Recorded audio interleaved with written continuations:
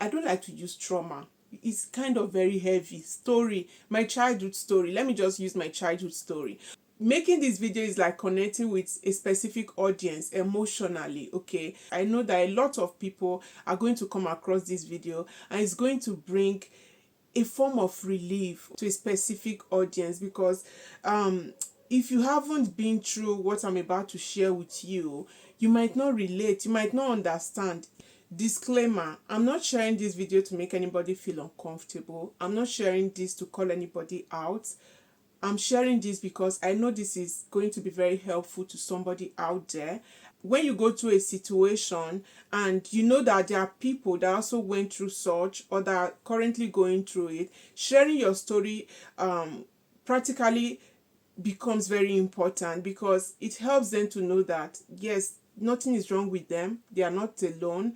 A lot of people have gone through it, a lot of people came out at the other side stronger. Okay, because what doesn't kill you makes you stronger. I'm happy with where I'm at the moment, because coming out to share it alone means that, oh my goodness, I've done a lot of improvement on myself, because this is not something it's not something you want to share like that. It's not something you are proud of. It's not something you want to come out boldly to share. If somebody had told me a month ago that I would be sitting here making this video for you guys, I would have doubted it, guys. I feel healing happened, and that is the reason I'm able to share this with no bitterness in my heart. Guys, for years I was bitter, I was angry, I needed to lock somebody's shirt.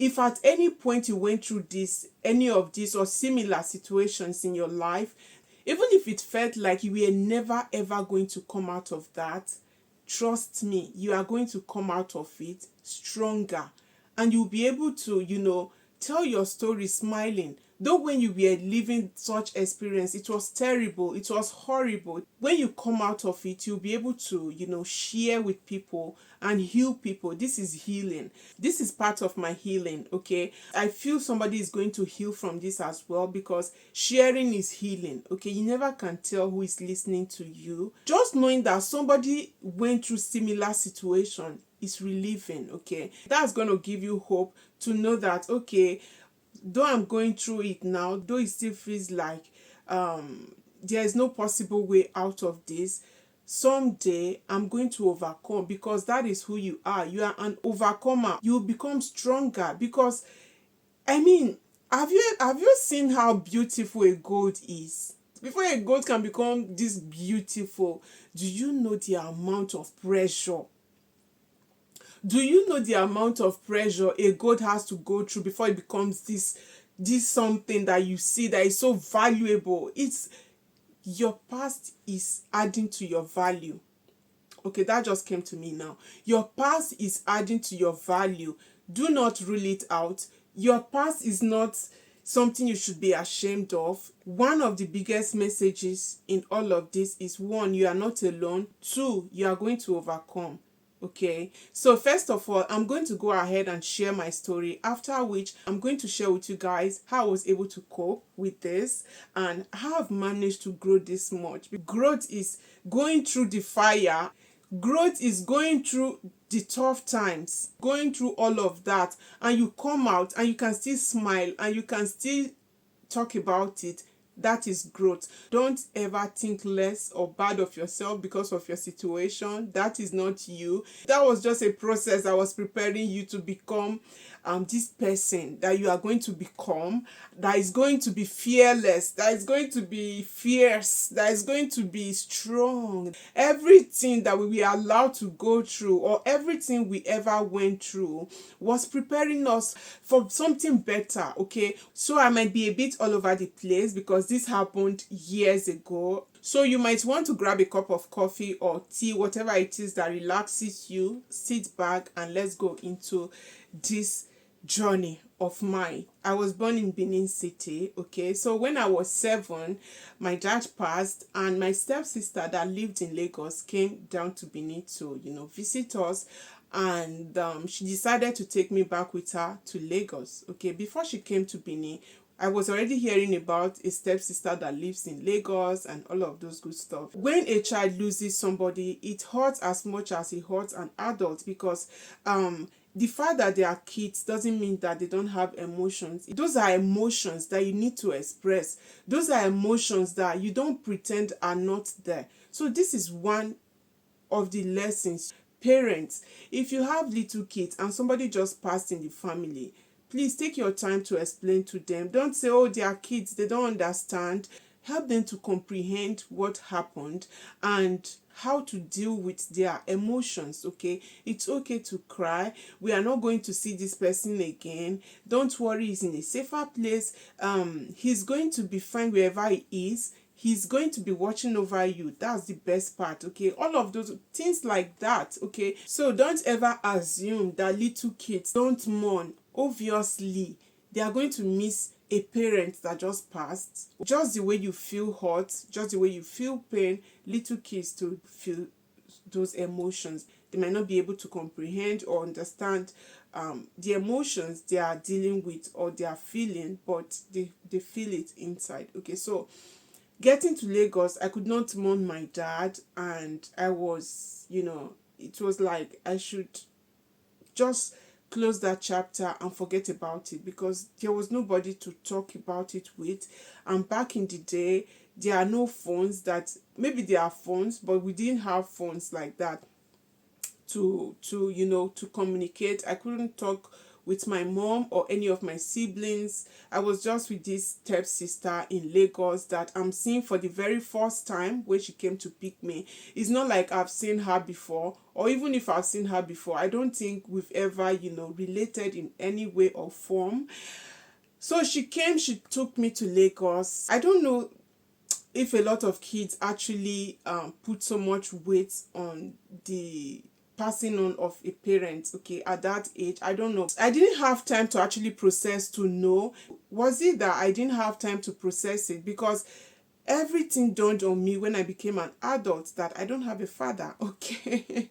Because as a child, I didn't have time to process the fact that I was without a father. So as I'm sharing the story, I'm going to be picking out the lessons. Okay, parents, I've realized that kids normally want to naturally follow a new person that just came. Somebody that maybe a family member came to visit, and the kids are very excited. They want to go with that family member. Please stop it. If you are still doing that, I can totally understand that happened years ago. But if you are still doing it in 2025, please stop it. That is absolutely wrong. It's totally wrong. To leave your kids with anybody, it doesn't matter, family, friend, anybody, to allow your kids go stay with somebody else that is not you or the father, that is wrong.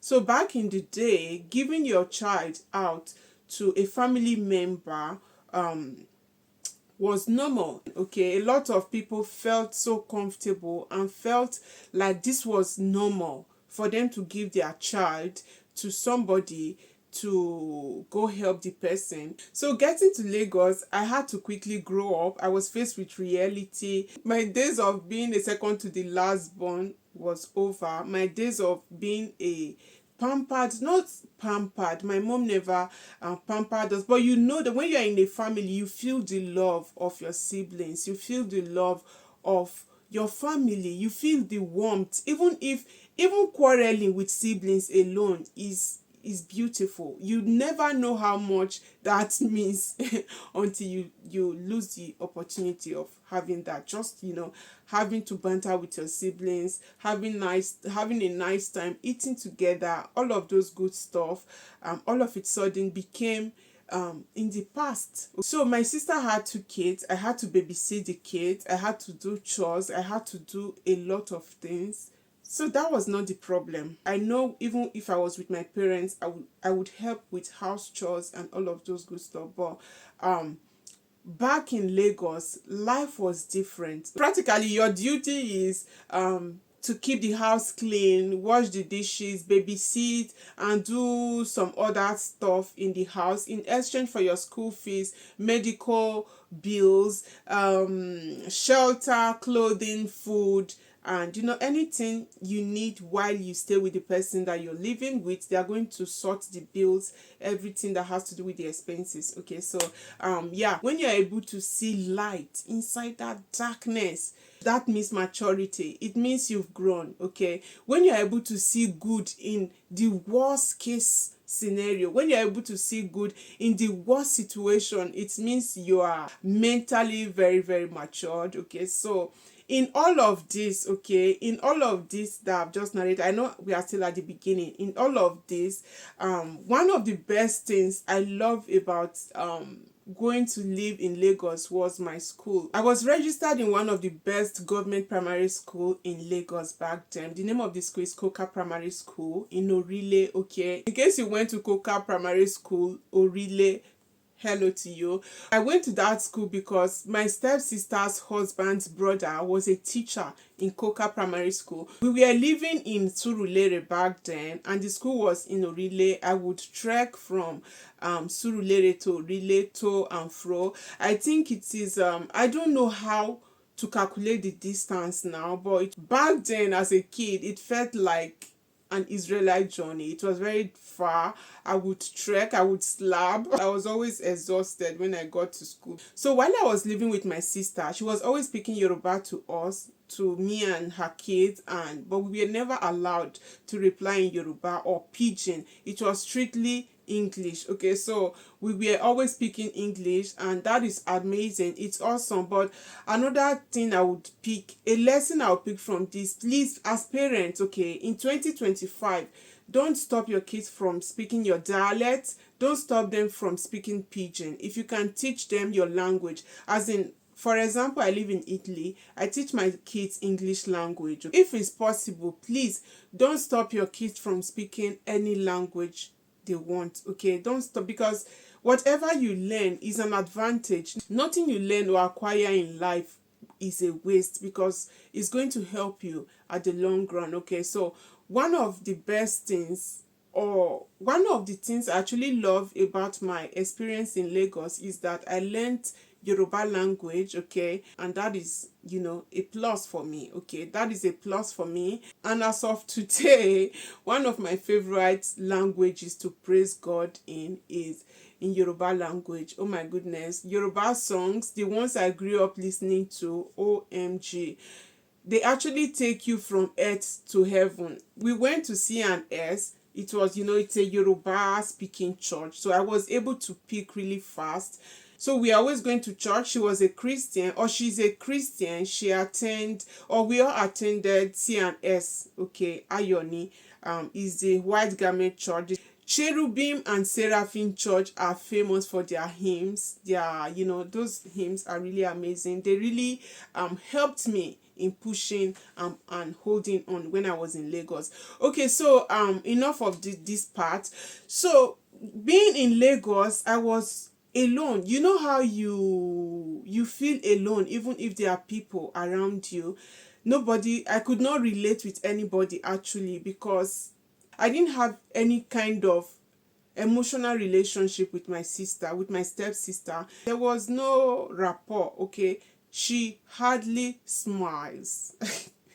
That was another thing. She hardly smiles. When I catch her smiling, not at me, it gives me relief just to know that, yes, it's like she's in a good mood today. Okay, then I can relax a bit because she's smiling, and it means everything is all right. So as a child, I was practically lost. I didn't know where I belong. I didn't know, as in, I was given to this person that I did not know from nowhere.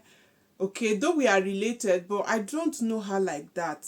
Okay, I guess the first time I ever saw her was when she came to pick me, and that was it. And I am somebody that grew up in a household of a lot of siblings. I have made a lot of siblings. Okay, so taking me out of that to Lagos, and getting to this household very, very hostile. I could not be myself. I was always trying to not to step on toes. I was doing everything possible not to, to grow up. Okay, I was not allowed to be a kid. I was not allowed to express myself as a kid would. Most of the times I'm handling chores, so there was always something that kept me. I didn't have time to even pause to remember that, oh, I actually lost my dad.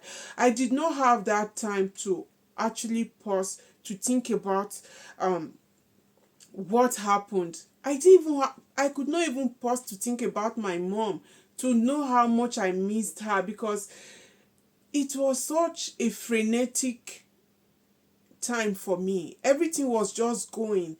Everything was just, there was no time to pause and reflect, as little as I was. So as a child, I was completely lost. I didn't know where I belong. I could not find my place in this world. I mean, I could not say for sure that this is where I belong. Okay, I became confused. I grew up like that because I grew up in a household that was very hostile. I could not show emotions. I could not express myself. Okay, even if I was sad, I had to hide it.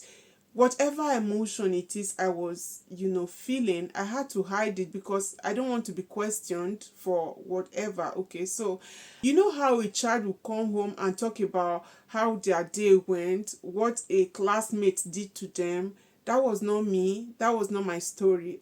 I didn't have anybody to confide in. I didn't have anybody to talk to. I was just in my own world. Okay, even if I was living with people at that very age, I started building my walls. Okay, so that's why sometimes when people say I don't open up, because I learned from a very tender age to protect myself, to protect my emotions, to hide my emotions, or to I learned from a very tender age to stand up for myself. I'm not going to go home to tell anybody that a child did this to me or a child did that to me, because or I'll get beaten for it, or I'll be ignored. Okay, so I became very shy. I became very withdrawn. I was always in my world.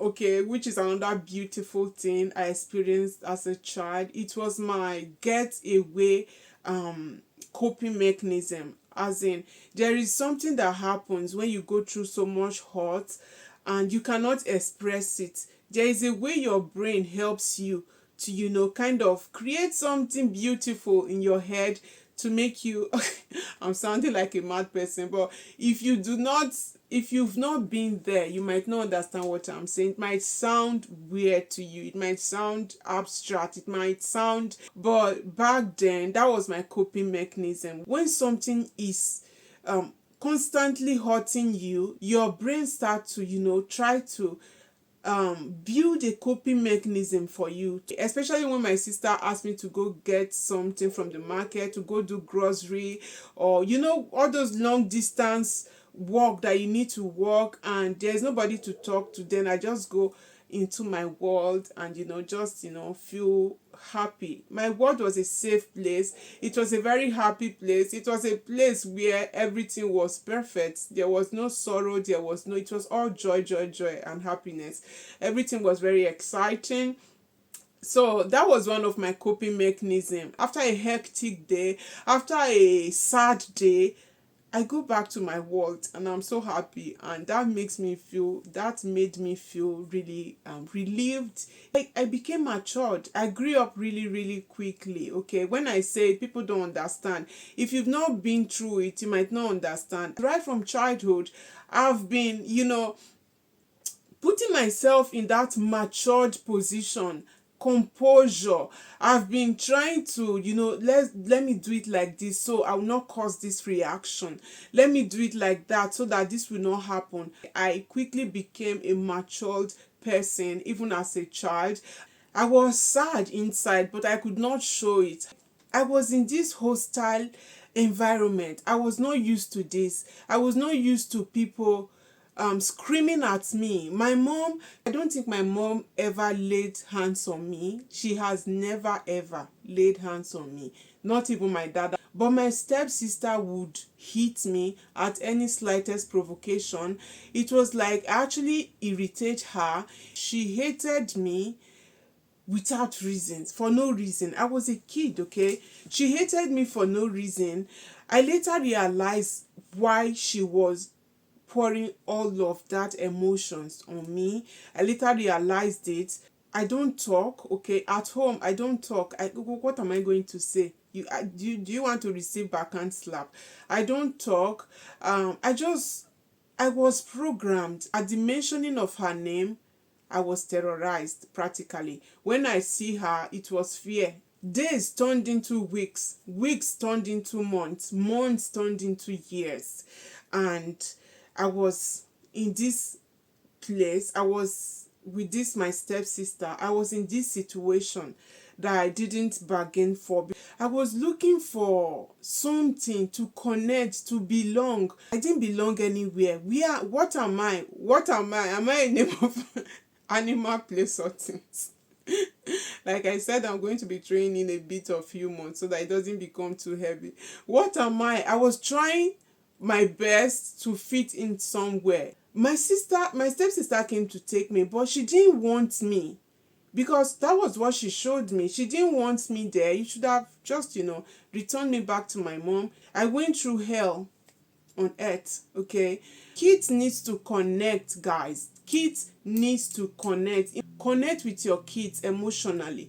Let them be free to come to you to share whatever it is that bothers them with you. You should be able to, connect with them in all levels, okay? So this home where I grew up in Lagos was a typical home that you walk into and you easily spot the house help from the kids of the house. Okay, that was the situation of the house.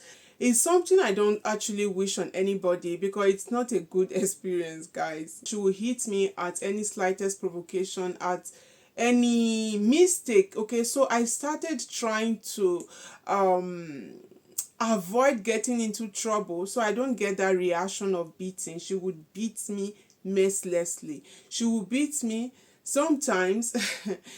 It was punishment. Okay, the punishment she gave me was pig pin. I don't know if you guys know that pig pin. I don't know how to describe it, but I would stay there for as long as she wants. I would stay there for as long as until she's satisfied. Okay, I would stay there until she's satisfied. I will be there shaking. Like at some point, I don't know if it's your blood that will start flowing, then you start shaking like something. So I would do that. Then another thing that she always make me do was to kneel down, hands up. Then she will put heavy stuff on my hands and I'll be there. Oh, I'll be there until she's satisfied. Okay, I'm not going to say I was a stubborn kid. One, because I was programmed by her. Fear and intimidation made me conform, okay, to her wishes. So I was always very, very obedient as a kid to her. I did everything. Obviously, I was only a child. Sometimes I'm going to make mistake, obviously. So every of my mistake cost me beating or this punishment I just described to you guys. So what I did was I tried to do things just to be in her good books. I tried to do things so that I don't receive that constant beating. She was, as in, it was like hitting me makes her feel better. It was like pouring her frustration on me would make her feel better. That was what I sensed in all of it. So let me actually backtrack. Let me give you guys a little bit of background, about her. Okay, my mom used to live in Lagos, had her in Lagos, had issues with her father, and they went their separate ways. So my mom came to Lagos, met my dad, they got married, had us. Okay, so she had issues with her mom, and she transferred the aggression. That was a transferred aggression. Obviously, she too went through her own bitter experience as a child, because my mom left, obviously, and she was with her dad. It was like she was very bitter, and she made it because she didn't tell me, but when people would come to visit her, she would lament about how much what my mom did to her hurt her, all of that. So she was a very bitter human being. Oh my goodness. So the lesson I've picked from this, okay, so bitterness damages you faster than you can ever recognize or than you can imagine. When somebody hurts you, okay, you don't have control over how an adult or anybody chooses to treat you, but how you react to how they treat you is what makes you the better person. You become the mature person in the situation when you handle things maturely. Okay, somebody hurt you. Okay, people hurt people every day, but don't let don't put that in. Okay, don't let anger, bitterness, frustration, hurt, everything that you feel, those are emotions that you can control, or that you can put into positive stuff, things that are going to yield positivity. Okay, don't use it to auto destroy yourself, because it's like what she went through, I'm going through it now. And this is how I've choose to, handle the situation, okay? By working on myself and not making anger, rage, all of those negative energies, not allowing those energies overshadow my person, because we are all beautiful human beings. We are amazing people. Our emotions can make you, your emotions can make you become a monster if not properly handled. We all have emotions. People trigger us every day. People do things to make us go gaga. We just want to, lose it because this person did this to me. Oh no, I'm not going to take this. I no. Okay. That is when emotional intelligence comes in. Be emotionally intelligent. It is in human nature that people will always get on your last nerve. Okay, people will provoke you to the extent that you cannot deal with it anymore, but how you handle it is very, very important. Okay, because people are going to constantly get on your nerves. Just look for a way, something to help you take care of your emotions, something to help you work on your emotions. Okay, because I feel like she was traumatized somehow. She had a childhood trauma as well, I understand that, but she put all of that on me. Okay, I was a kid, innocent. I don't know when you and your mother had your transaction. I don't know when you and your mother had your beef. Maybe I wasn't even born. I mean, obviously I wasn't born. It is evil when you are hot, like I'm hot now. I'm hot because of what I went through as a child. If I don't manage that hot, I'll become a bad person. I'll become somebody that I'm not, that I never intended to be. Okay, so this is the lesson. I'm sharing my story not to call out anybody. I'm sharing it because there are a lot of lessons to learn from this. So that's her background story. She had her own fair share of childhood trauma, and she put all the frustration on me, because when you are not emotionally intelligent, when you don't know how to handle your emotions, you tend to spread it out to others. Okay, you tend to put it on others. It's very easy, okay, for you to want to pour out your frustration on somebody else that doesn't even know why you are angry in the first place. But what I'm here to say is that I paused there to let you guys know whatever it is that you are going through, whatever it is that somebody makes you go through, that makes you hurt so much. you can deal with it. Okay, you can seek therapy. If you don't want to go for therapy, there are things you can do to help you, ease that. First of all, you have to recognize it, that there is something is wrong, that you are going through something that you cannot describe. When you feel all these emotions and you are not able to describe it, if you go to a professional will put a name on it. Then you will know that you are going through a childhood trauma. When you realize you have a childhood trauma, you go for therapy. Okay, therapy helps a lot. Something that is not your fault can quickly become your fault when you don't handle it properly. Okay, so when you are going through hurt, pain, whatever emotions it is that somebody provoked in you, manage it well. If you don't handle your emotions well, you might become worse than what somebody have done to you. I don't know if that makes sense or if it came out well. If you don't handle your emotions properly, you are going to that thing that scares you, you become the monster that scares you. Okay, you become, that fear becomes something inside you that can lead to auto destruction. Okay, so just be very, very careful about your emotions. We should recognize our emotions. We should know how to deal with them, how to handle them so they don't get us into trouble, because it is not okay to vent your anger on somebody that has no business in whatever it is you're angry about. A lot of parents do that as well. You come back from work, you are frustrated because your boss did this to you at work, or your boss did that. You had a very hectic day. You come back home and you pour your frustration on innocent people that you met at home. It is typical of humans. Let's try and manage our emotions, because we don't want to be growing damaged people every day, because it becomes a cycle. If you don't end the cycle, it becomes something that continues. Because of the way she treated me, I've not gone into the nitty-gritty yet. Because of the way she treated me, if I'm not, if I'm not careful, I become her.